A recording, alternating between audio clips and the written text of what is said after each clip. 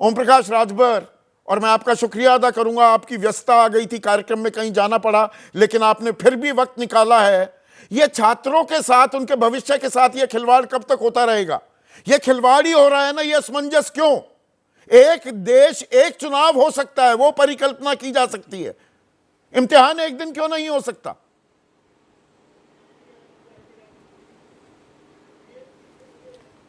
देखिए, यदि समस्या है तो समस्या का समाधान भी है।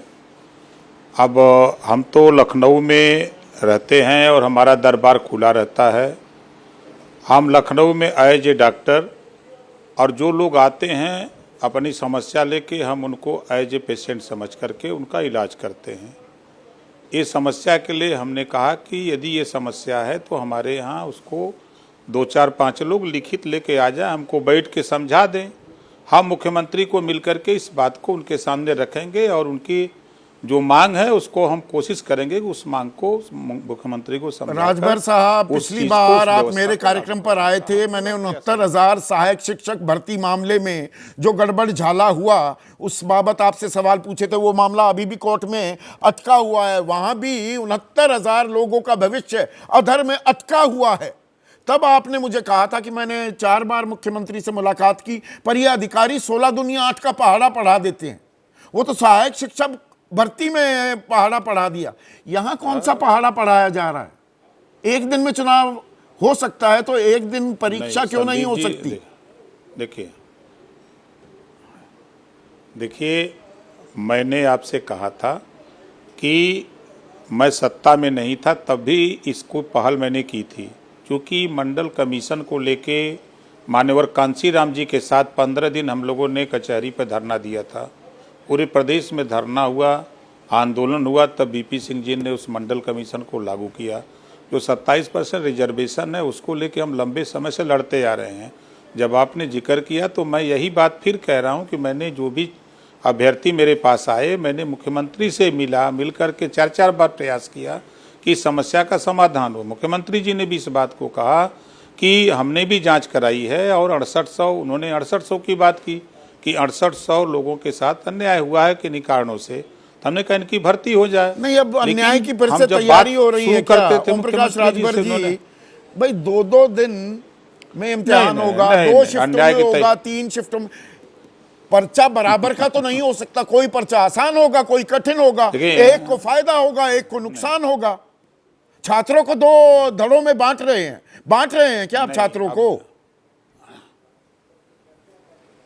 नहीं, हम भी छात्र रहे हैं, आप भी छात्र रहे हैं। छात्र होता है, उसको 2 धड़े में कौन बांट सकता है? न आप बांट सकते हैं ना हम बांट सकते हैं। छात्र तो कह रहे हैं ना बांटेंगे ना हटेंगे भी नहीं। 20,000 से ज्यादा छात्र वहां बैठे हुए हैं। सरकार मतलब कोई भरोसा देने को तैयार नहीं। प्रचार जरूरी है, चुनावी रैलियों में सब लोग लगे हुए हैं। चुनाव ही सबसे महत्वपूर्ण हो गया, हार जीत। छात्र हार जाए कोई फर्क नहीं पड़ता आप लोगों को। तो कड़वी बात पूछ रहा हूं सर। नहीं, वो नहीं, वो अलग विषय है। देखिए, चुनाव अलग विषय है, अभ्यर्थियों का आंदोलन, छात्रों का आंदोलन अलग विषय है। कौन मंत्री मिलने गया छात्रों से? हम कह रहे हैं 2 दिन से बैठे हुए हैं।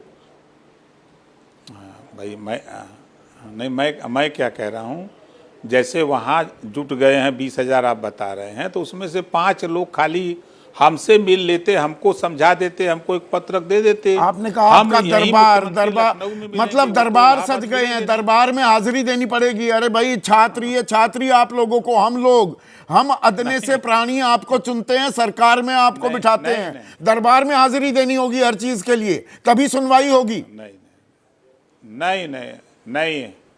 नहीं, मेरा ये दरबार नहीं, क्योंकि जनता ने चुन करके ये दरबार बनवाया है जनता ने कि आप वहाँ बैठो, हमारी समस्या को सुनो। इस नाते हम इस बात को कह रहे हैं कि अगर वो लोग वहाँ ओम प्रकाश राजभर क्या भरोसा दे सकते हैं इन छात्रों को? एबीपी न्यूज के जरिए आप क्या भरोसा दे सकते हैं? जल्द से जल्द कोई समाधान, कोई निदान निकालना चाहिए कि नहीं निकालना चाहिए? ना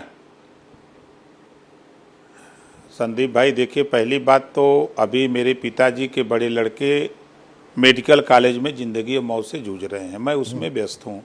मैं उनको लेके 3 दिन से परेशान हूँ जी। और दूसरी बात, मैं भरोसा उनको दे रहा हूं कि हमसे 4-5 लोग मिल लें, हम उन मिलने के बाद मैं तुरंत मुख्यमंत्री जी से समय लेकर के मैं मिल करके उस समस्या का समाधान कराने का पूरा प्रयास करूंगा। ये मेरी मंशा है। बहुत बहुत कि शुक्रिया। उनको और मैं न्याय जानता मिले। हूं मैं भी आपके घर में अभी निजी परेशानियां भी चल रही हैं, उसके बावजूद आपने वक्त निकाला, ये भरोसा भी दिया है, उसके लिए बहुत बहुत शुक्रिया ओम प्रकाश राजभर।